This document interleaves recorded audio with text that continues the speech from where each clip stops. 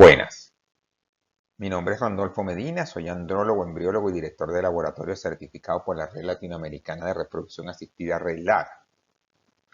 Agradezco a la Sociedad Venezolana de Urología por la invitación a este Congreso Soveru 2021, donde estaré hablando del análisis seminal y las nuevas valoraciones que hace el Manual de la Organización Mundial de la Salud del año 2021. En cuanto a la evaluación y procesamiento del semen humano, la Organización Mundial de la Salud publicó por primera vez su manual en el año de 1980 y se han tenido 5 actualizaciones en 40 años. A la derecha, el manual naranja es la del año 2010 y el que está debajo de él, el manual con colores morado y negro y los espermatozoides, es el reciente manual del año 2021. Este manual ha cumplido 3 objetivos generales: evaluar la función reproductiva masculina para posibilitar un tratamiento apropiado y monitorear la respuesta al tratamiento, evaluar el potencial de fertilidad y la elección del tratamiento adecuado para una pareja infértil, medir la eficacia de la anticoncepción masculina. Como punto 3, el análisis seminal forma parte del plan obligatorio de estudio de la pareja infértil, junto con otros exámenes de laboratorio y clínicos de la pareja. Por ende, nunca la evaluación seminal puede utilizarse de manera aislada como pronóstico de fertilidad. Este manual proporciona procedimientos estandarizados para pruebas y exámenes de laboratorio. No proporciona recomendaciones en la práctica clínica. Por ende, no es un manual clínico.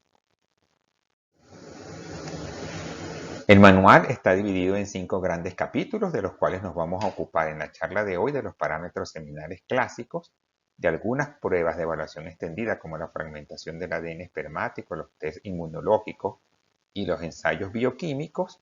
Y en cuanto a la preparación de muestras de semen, hablaremos un poco del SWINOP, del gradiente de densidad y la fracción de recuperación de espermatozoides móviles. Entrando en la evaluación del semen, 3 consideraciones previas. El semen es una mezcla de células y fluidos de distintas glándulas y tejidos. Por ende, nosotros mezclamos todos estos fluidos y es lo que evaluamos como el semen, que no existe de manera natural. El análisis seminal es parte fundamental del plan de estudio de la pareja infértil y por su carácter no invasivo y de costo moderado, es de obligatoria ejecución. Debe ser ejecutado por personas y laboratorios acreditados. El resultado del análisis seminal será fundamental en toma de decisiones diagnósticas y terapéuticas. Por ende, debe realizarse en laboratorios especializados por operarios expertos. Y en cuanto a la reproducción asistida, es similar a la tarjeta de presentación de una unidad de fertilidad. En esta diapositiva se presenta la tabla 8.3 del manual de OMS 2021, donde tenemos la distribución de los resultados de los exámenes seminales de aquellos varones que embarazan a sus mujeres con relaciones sexuales normales en un tiempo menor a 1 año sin protección. Y utilizaremos, o la Organización Mundial de la Salud recomienda utilizar el centil 5 y sus valores de parámetros seminales con este intervalo de confianza del 95%. Aquí vemos de manera aumentada estas 2 columnas y estos serán los valores de referencia que vamos a usar en adelante. En cuanto a la evaluación y procesamiento del semen humano, la recolección de la muestra debe hacerse en un envase recolectado por masturbación en envase estéril de orina, como se muestra en la diapositiva de la derecha, de 3 a 5 días de abstinencia sexual y se deben tener 2 espermogramas en un intervalo de 2 a 3 semanas. El envase debe estar identificado con una etiqueta similar a la de la diapositiva de la derecha abajo para garantizar la trazabilidad. Se debe evitar perder parte del eyaculado, se debe entregar en el laboratorio antes de 1 hora, no se deben usar preservativos o preservativos especiales y no se recomienda obtener la muestra de semen por coitus interruptus. Para la evaluación macroscópica, el color normal es el color blanco opalescente. Si el color es amarillo, puede hablarnos de contaminación urinaria o abstinencia muy prolongada. Si es rosa o rosado, puede hablarnos de sangrado genital, el marrón de sangre vieja, producto de infección urogenital o trauma testicular. Y si es transparente o acuoso, puede ser de baja calidad o ausencia de espermatozoides, lo cual vamos a corroborar en el examen microscópico. La licuefacción se mide al momento de la eyaculación, ya que al momento de la eyaculación el semen presenta un estado de coágulo y necesita licuarse para proceder a su estudio. Debemos esperar entonces al menos 30 minutos, revisar si está completamente licuado, se reporta, y si no hay que esperar a 1 hora. A los 60 minutos la licuefacción debe ser total. Si no se diera la licuefacción, puede haber una posible obstrucción o ausencia de vesículas seminales o una difusión prostática obstructiva o infecciosa. Se procedería entonces a pasar el semen por una aguja fina y reportar que no se licuó completamente a los 60 minutos. La viscosidad se determina al pasar el semen por una pipeta y observar el hilado de la gota que no sea mayor a 2 centímetros. Una viscosidad normal es cuando caen gotas separadas y aumentadas si es difícil de aspirar y cae en forma de hilo continuo, posiblemente por disfunción de las vesículas seminales, lo cual afectaría la movilidad de los espermatozoides y la calidad seminal. El pH se mide después de la licuefacción en cintas de pH, como se ejemplifica en la diapositiva de la derecha con la escala que ya viene en estas cajas. Si el valor de pH es menor de 7.2, puede sugerirnos disfunción de conductos deferentes, vesículas seminales, epidídimo o contaminación con orina. Si es mayor a 8, puede sugerirnos infección, lo cual debe ser corroborado con otros exámenes. En cuanto al volumen, debemos recordar que el eyaculado está aportado por vesículas seminales en un 60%, próstata 30%, testículo, epidídimo y demás glándulas anexas en un 10%, y el volumen podemos medirlo con precisión pesando el envase que contiene la muestra y obteniendo el peso de la muestra por diferencia, además de conocer la densidad del semen, o midiéndolo en tubos graduados como se presenta en la diapositiva de la derecha. Por cualquiera de las dos técnicas, recordemos que para el año 2021 el valor de referencia va a ser 1.4 mililitros en un intervalo de 1.3 a 1.5 mililitros. Si el volumen es bajo o presenta hipospermia, este puede estar relacionado con obstrucción de conductos eyaculatorios, ausencia bilateral congénita de vasos deferentes, vesículas seminales pobremente desarrolladas, eyaculación retrógrada total o parcial, o deficiencia de andrógenos que se presenta en varones añosos. Si el volumen es alto o hay hiperespermia, puede estar relacionado con procesos inflamatorios y traerá como consecuencia una baja concentración espermática. Para el análisis microscópico iniciamos con la concentración espermática, que es la cantidad de espermatozoides por mililitro. Y para esto utilizaremos la cámara de Neubauer como se presenta en la diapositiva de la izquierda.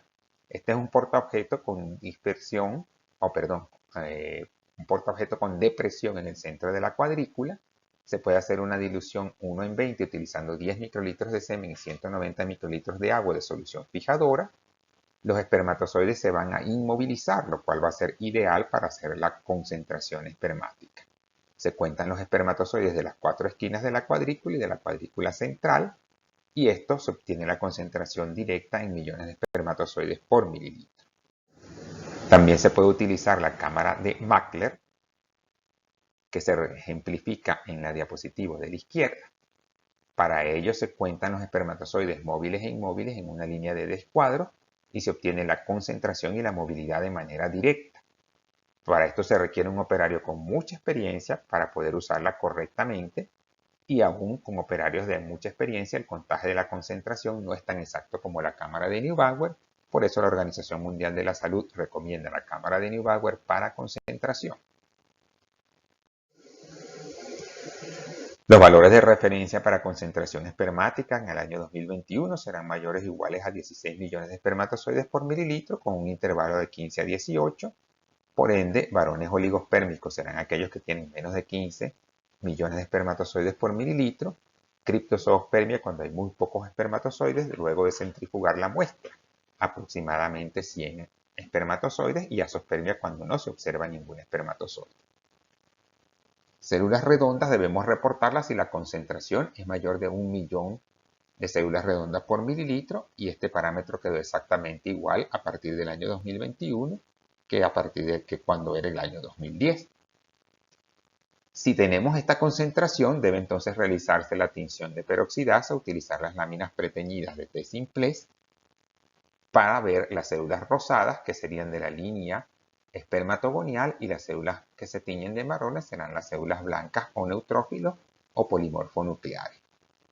Estas células marrones o células peroxidasa positivas son la principal fuente de especies oxígeno reactivas, que pueden causar un efecto deleterio reaccionando con los lípidos de la membrana de los espermatozoides produciendo citoquinas que afectan la movilidad espermática y son además indicadoras de una posible infección, una bacteremia o una viremia que debe ser corroborada con otro tipo de examen. En esta diapositiva se presenta la variación de la concentración de un varón normospérmico que se realiza espermogramas cada 2 o 3 semanas y vemos que la mayoría de sus valores están en rangos de normalidad, pero algunas semanas este varón puede estar por debajo de los rangos normales. Por esto es necesario realizar 2 espermogramas de 2 a 3 semanas y si estos difieren mucho, realizar un tercer espermograma y esto sucede con cualquier variable del espermograma clásico. En cuanto a la movilidad total será el producto de la movilidad de los espermatozoides progresivos rápidos o A, progresivos lentos o B y no progresivos o C. Esta movilidad total a partir del año 2021 será mayor o igual a 42 con un intervalo entre 40 y 43%. Y la movilidad progresiva contaremos solamente los rápidos más los lentos y debe ser mayor o igual al 30% con un intervalo entre 29 y 31. La vitalidad también varió poco en este manual, en comparación con el anterior. Para el 2021 la vitalidad será mayor o igual al 54% con un intervalo entre 50 y 56. La vitalidad de los espermatozoides será calculada mediante la evaluación de la integridad de sus membranas mediante la exclusión de un colorante vital. En la foto de la derecha lo que se muestra es cómo los espermatozoides vivos no se colorean y los espermatozoides muertos se colorean de rosa porque sus membranas no pueden excluir el colorante.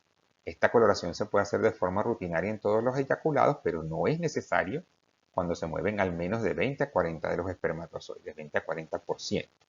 En muestras con baja movilidad menor del 20%, la prueba de la vitalidad es importante y ahí se hace para discriminar entre espermatozoides inmóviles muertos o espermatozoides inmóviles vivos.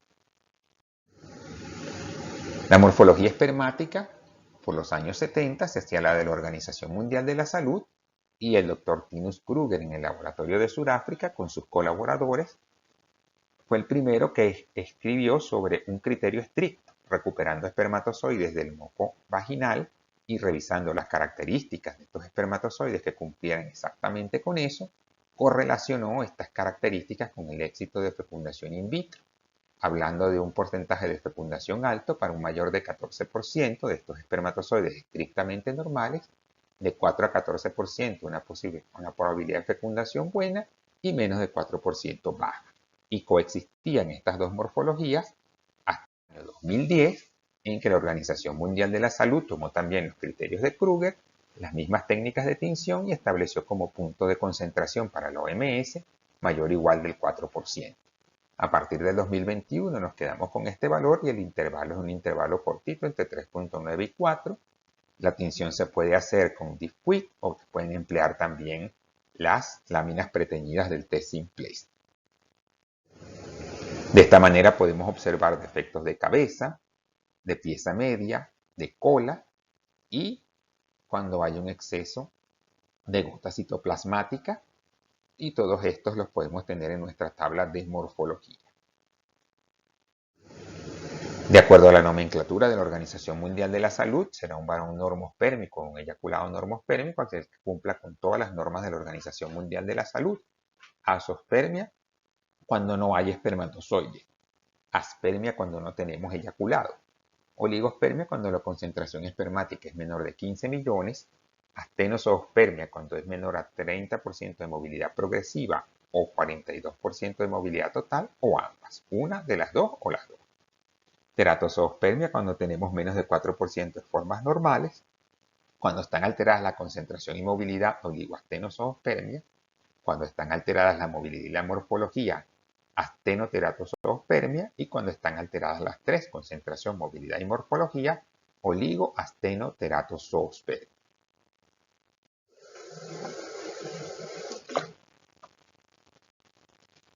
Para la evaluación extendida y selección espermática, podemos ver si en nuestra muestra inicial hay aglutinación cuando se unen los espermatozoides cabeza a cabeza por la pieza media por la cola, cuando se unen a otras células que pueden ser agregados y queremos develar si esto se debe a la presencia de anticuerpos antiespermáticos, podemos hacerlo con el MARTEST, que es un kit que consta de un antisuero y de esferas de látex unidas, coloreadas roja IgA, verde IgG y azul IgM. Los espermatozoides móviles se les pueden unir estas esferas por la cabeza, pieza media y cola, y en un solo ensayo develamos el isotipo de la inmunoglobulina, y si el mayor del 80% de los espermatozoides móviles presentan esferas unidas, se dice que esta irrelucinación se debe a la presencia de anticuerpos antiespermáticos. En el caso de las glándulas sexuales accesorias, se mide la cantidad de zinc, y esta es una medida confiable para evaluar la secreción de la glándula prostática. El límite inferior de referencia es 2.4 micromoles por eyaculado. La fructosa será el marcador que revele la función secretora de las vesículas seminales, con límite inferior de referencia de 13 micromoles por eyaculado. Y la alfa-glucosidasa neutra será el marcador del epidídimo, de la función epididimaria, y el límite inferior de referencia para la alfa-glucosidasa neutra es de 20 microunidades por eyaculado. Se puede utilizar también la reacción de acrosoma, y esto se hace mediante la técnica del Spermaxtein, y se tienen tres tipos de acrosomas o tres tipos de espermatozoides con morfología acrosómica. El tipo 1 con acrosoma color verde, con posacrosoma rojo y con membrana definida y verde. El tipo 2 sin acrosoma verde, solo con rosado, ya ha producido la reacción de acrosoma, y el 3 tiene su acrosoma, pero la región posacrosomal no es rosa y su membrana es discontinua o difusa. Por ende, solamente vamos a considerar el tipo 1. Si el espermatozoide de tipo 1 es mayor del 40%, la probabilidad de fecundación es alta. Si está entre 16 y 40%, la probabilidad de fecundación es buena. Y si es menos del 16%, es baja. Es una técnica sencilla, barata, y nos permite discriminar las poblaciones de varones que pueden ir a FIP o ICSI. Si el porcentaje de fecundación es menos del 16%, de espermatozoides de tipo 1 es menos del 16%, la probabilidad de fecundación será baja y debemos ir a ICSI en esos casos. Luego podemos recuperar los espermatozoides por las técnicas de Swineop, donde centrifugamos el eyaculado y luego lo ponemos en un medio capacitante. Esta es una técnica ideal para pacientes normozoospermicos basada en la movilidad espermática. Recuperamos la fracción de espermatozoides de alta movilidad, como se ve en la diapositiva de la izquierda arriba, y la evaluamos. También podemos utilizar gradientes de densidad discontinuos, como se presenta en esta diapositiva. Se centrifugan, los espermatozoides muertos y las células redondas quedan atrapados entre la primera y segunda capa, y el pellet tiene los espermatozoides de alta movilidad y morfología. Se puede utilizar en pacientes oligospermicos o alegoctenos. Se recuperan más espermatozoides que por Swineop, se eliminan los factores decapacitantes, prostaglandinas y especies oxígeno reactivas, y esta es la técnica más utilizada en inseminaciones artificiales e in vitro. Si tenemos una recuperación espermática de más de 5 millones, el varón puede ir a inseminaciones artificiales. Si está entre 2 a 5 millones, puede ir a inseminaciones, pero se recomienda fecundación in vitro. Entre 1 y 2 se recomienda fecundación in vitro, y menos de 1 se recomienda ICSI. Este REM se obtiene contando la concentración espermática por la movilidad y obtenemos esta cifra. Pero además, si tomamos el REM y lo dejamos 24 horas en incubadora, simulamos una fecundación in vitro, y a las 24 horas la movilidad debería ser mayor del 30%. Si es menor del 30%, se debe realizar ICSI para prevenir un fallo de fecundación. El test de supervivencia es económico, sencillo, rápido y previene de un fallo de fecundación por baja supervivencia espermática. En cuanto a la evaluación seminal extendida, vamos a hablar del test de fragmentación del ADN espermático y preguntarnos por qué se ha hecho tan importante este test en los últimos 15 años.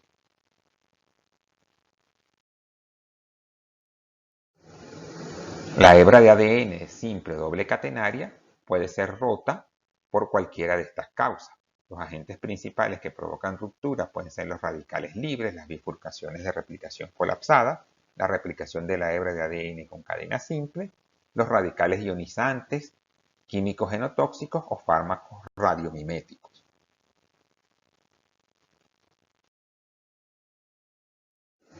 La evaluación se mide con pruebas directas como la prueba del Comet o el túnel, o por ensayos indirectos como el ensayo de la estructura de la cromatina espermática o por el ensayo de dispersión de la cromatina o alosperm. Independientemente de la técnica que se utilice, la fragmentación del ADN espermático ha dado relación con algunos parámetros interesantes.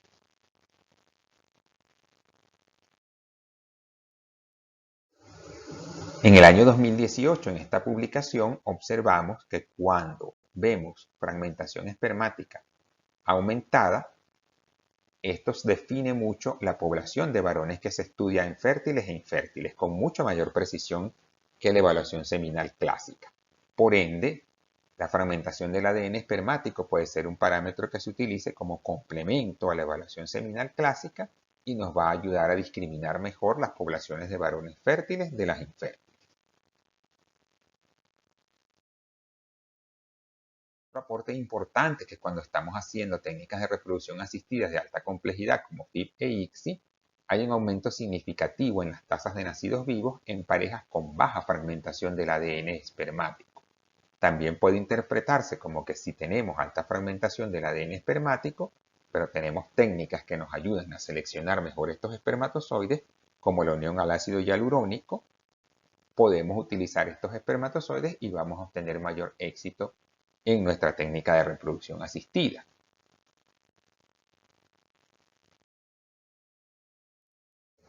También se ha observado una relación entre la fragmentación del ADN espermático y la pérdida recurrente del embarazo. Este tipo de relaciones hace 10 años eran impensables.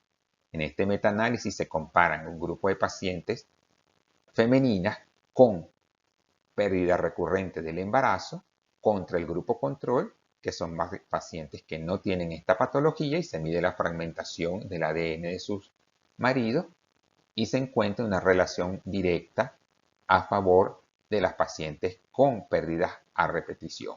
Hoy en día la mayoría de las sociedades de obstetricia y ginecología recomienda que a las parejas con pérdidas a repetición se les debe realizar un test de fragmentación del ADN espermático a sus esposos.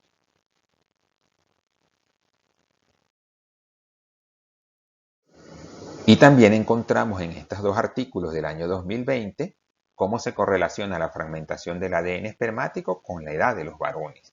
A medida que el masculino, que el varón va aumentando en edad, va aumentando la fragmentación del ADN espermático y trae como consecuencia su principal problema clínico, que es precisamente la pérdida embrionaria temprana. Esto es corroborado en este mismo año en la revista Human Reproduction. Este es un artículo del Fertility and Sterility y este de Human Reproduction, el de la derecha, y el resultado es exactamente el mismo. A medida que los varones aumentan en edad, va aumentando la fragmentación del ADN espermático.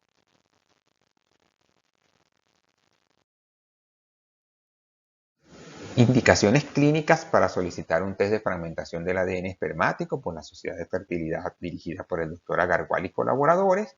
Cuando hay un varicocele clínico, puede ser pacientes con varicoceles grado 2 o 3 con valores normales de parámetros seminales, o un paciente con varicoceles grado 1 pero con valores borde o anormales de parámetros seminales clásicos. Cuando hay infertilidad inexplicada, inseminaciones fallidas o pérdidas recurrentes del embarazo, se debe ofrecer el test de fragmentación del ADN a estas parejas con alguna de estas patologías o más de una. Estas parejas pueden beneficiarse con la realización de FIP o ICSI de manera rápida.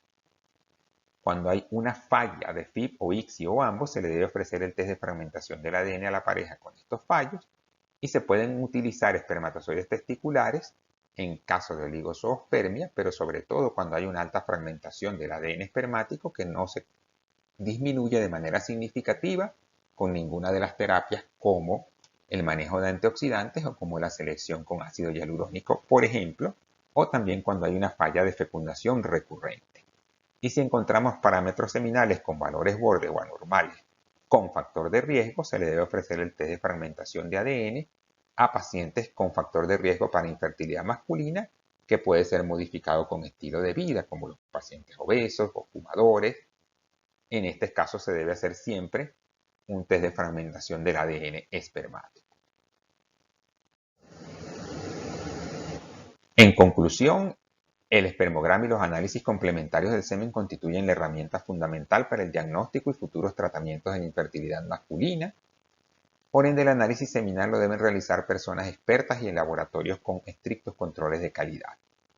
Se deben respetar las líneas guías de la Organización Mundial de la Salud y asociaciones como la Asociación Americana de Medicina Reproductiva, la Asociación Europea de Reproducción Humana y Embriología y la Red Latinoamericana de Reproducción Asistida en cuanto a los métodos de realización del espermograma y su interpretación, y debemos tener un seguimiento estricto de la mejor evidencia científica en cuanto al aporte de las pruebas que constituyen la evaluación básica, extendida y avanzada del semen humano según la Organización Mundial de la Salud, así como su costo, para utilizarlas con un criterio adecuado.